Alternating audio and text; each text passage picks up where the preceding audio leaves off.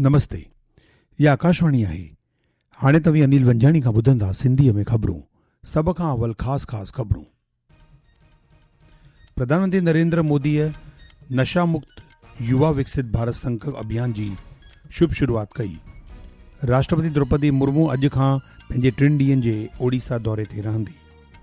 BRICS मुल्कनि जे NCO जे वडेरनि जी 2 ॾींहनि जी बैठक अॼु खां उत्तर प्रदेश जे लखनऊ में शुरू थींदी। मध्य प्रदेश के उज्जैन में अॼु भगवान महाकालेश्वर जी पहिरीं श्रावण पालकी शोभा यात्रा कढी वेंदी। पाकिस्तान के खैबर पख्तूनख्वा प्रांत में काल्ह एक शांति रैली के दौरान पुलिस स्टेशन में थियल खुदकश हमले वाक़े में घट 14 माण्हू मौत जो वक़ बणिया। ग्लास्को में काल्ह रात राष्ट्रमंडल रांदियुनि के पुॼाणीअ सां गॾी हाणे साल 2030 में अहमदाबाद राष्ट्रमंडल रांदियुनि की मेज़बानी कंदो। हाणे ख़बरूं तफ़सीलवार ॿुधंदा। प्रधानमंत्री नरेंद्र मोदीअ नशा मुक्त युवा विकसित भारत संकल्प अभियान की शुभ शुरुआत कई। विकसित भारत संकल्प अभियान के लिए नशा मुक्त युवा, इस मूवमेंट का नाम ही इसके संकल्प को स्पष्ट करता है। क्योंकि आज जब देश ने विकसित भारत का लक्ष्य तय किया है तो इसके लिए आवश्यक है देश का युवा तन से स्वस्थ हो, मन से स्वस्थ हो, आत्मविश्वास से भरपूर हो और ड्रग्स जैसी घातक आदत से हमेशा हमेशा दूर हो। यही इस अभियान का उद्देश्य है। प्रधानमंत्री नरेंद्र मोदी चयो तो नशा मुक्त जे लाइ 100 हफ़्तनि ताईं जन भाईवारी मुहिम शुरू कई वेंदी ऐं मुल्क भर में हर आतवार ते कार्यक्रम थींदो। आने वाले 100 सप्ताह तक लगातार ऐसे ही आगे बढ़ेगा। हर रविवार कला, संस्कृति, स्पोर्ट्स, मेडिटेशन, अध्यात्म और सेवा से जुड़ी गतिविधियां होगी। नशा मुक्ति का संदेश नए लोगों तक पहुंचेगा। आने वाले 100 रविवार नशा मुक्त भारत की दिशा में 100 मजबूत कदम हो गए, 100 मजबूत स्टेप्स। राष्ट्रपति द्रौपदी मुर्मू अॼु खां पंहिंजे 3 ॾींहनि जे ओडिशा दौरे ते रहंदी। उन दौरान उहा मोहतरमा कटक, भुवनेश्वर, ब्रह्मपुर ऐं गंजाम ज़िले जे तप्तपानी में केतिरियुनि ई तइलीमी, सक़ाफ़ती ऐं सरकारी कार्यक्रमनि में हिस्सो वठंदी। हिकु रिपोर्ट।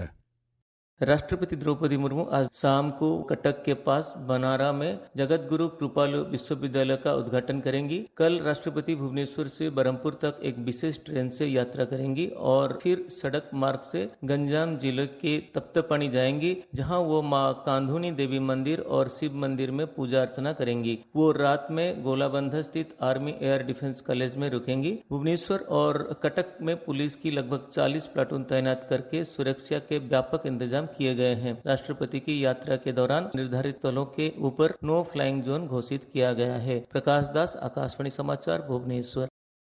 ब्रिक्स मुल्कनि जे एनसीओ जे वडेरनि जी 2 ॾींहनि जी बैठक अॼु खां उत्तर प्रदेश जे लखनऊ में शुरू थींदी।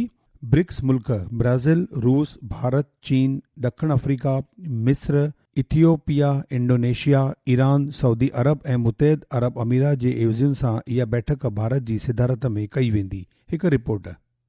इस वर्ष भारत की ब्रिक्स अध्यक्षता का विषय सुदृढ़शीलता, नवाचार, सहयोग और स्थिरता के लिए निर्माण है। ब्रिक्स सांख्यिकी ट्रैक के अंतर्गत भारत ने परिवर्तन के प्रेरक के रूप में गुणवत्तापूर्ण सांख्यिकी इस विषय को अपनाया है। इसका उद्देश्य ब्रिक्स के माध्यम से सांख्यिकी के प्रसार, प्रणालियों में नवाचार और ज्ञान एवं सर्वोत्तम परिपाटियों के आदान प्रदान के क्षेत्रों में सहयोग को और मजबूत करना है। बैठक में सांख्यिकी उत्पादों को मजबूत करने, राष्ट्रीय सांख्यिकी प्रणालियों में सुधार, डेटा की पहुंच बढ़ाने और आर्थिक व क्षेत्रीय सांख्यिकी को सुदृढ़ बनाने पर चर्चा होगी। इसके साथ ही विकसित होते डेटा पारिस्थितिकी तंत्र में एआई की तैयारी विषय पर 2 विशेष सह कार्यक्रम भी आयोजित किए जाएंगे। सुशील चंद्र तिवारी, आकाशवाणी समाचार, लखनऊ।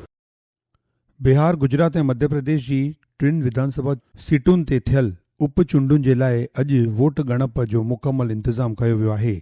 बिहार जे बांकीपुर, गुजरात जे मंजलपुर ऐं मध्य प्रदेश जे दतिया विधानसभा खिते में वोटिंग गुज़िरियल महीने जी 30 तारीख़ ते थी हुई। वोटनि जी ॻणप अॼु सुबुह जो 8 बजे खां शुरू थी आहे। ही ख़बरूं तव्हां आकाशवाणी तां ॿुधी रहिया आहियो। ही ख़बरूं तव्हां असांजी YouTube channel AIR news Gujarat तां ॿुधी सघो था। वधीक ख़बरुनि जी तफ़सील लाइ तव्हीं असांजी वेबसाइट newsonair.gov.in खे फॉलो करे सघो था।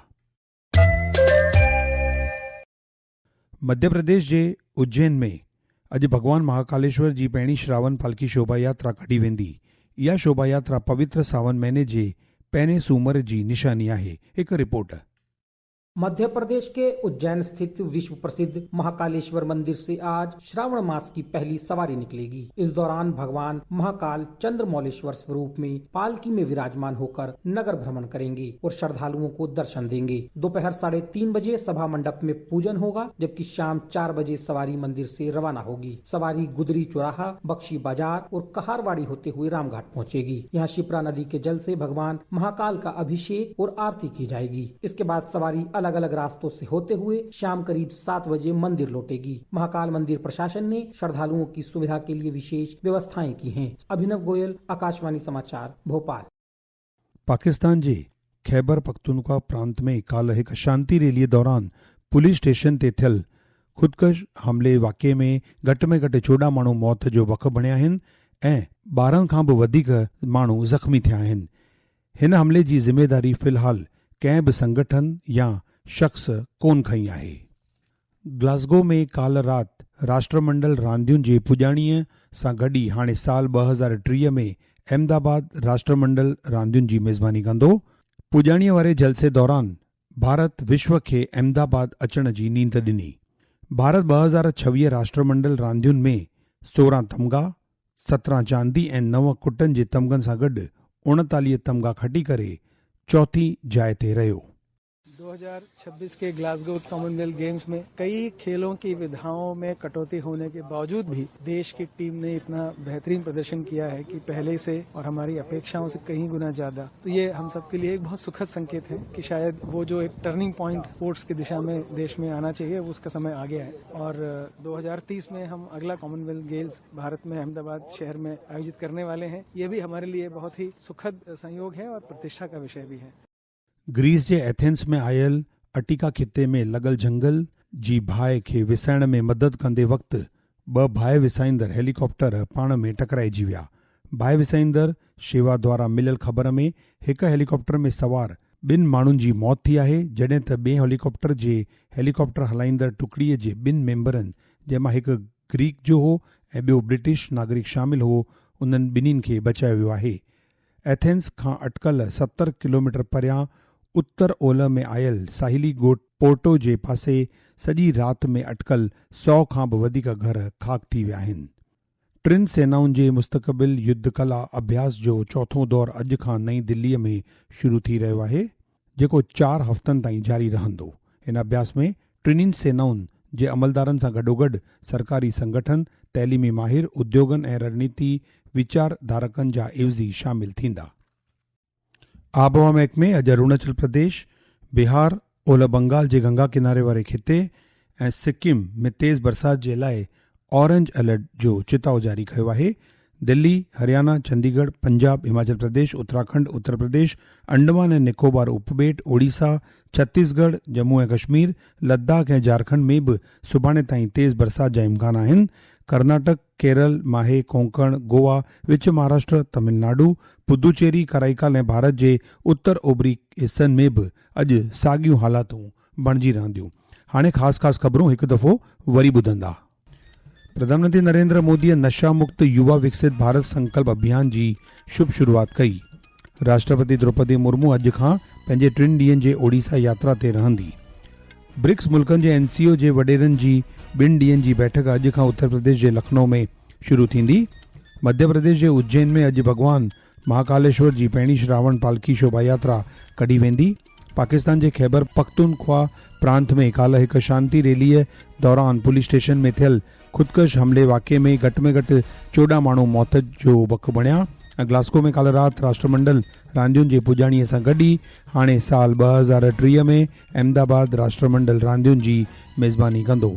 ख़बरुनि जो सिलसिलो हिते पूरो थियो। मूंखे ॾींदा इजाज़त। नमस्ते।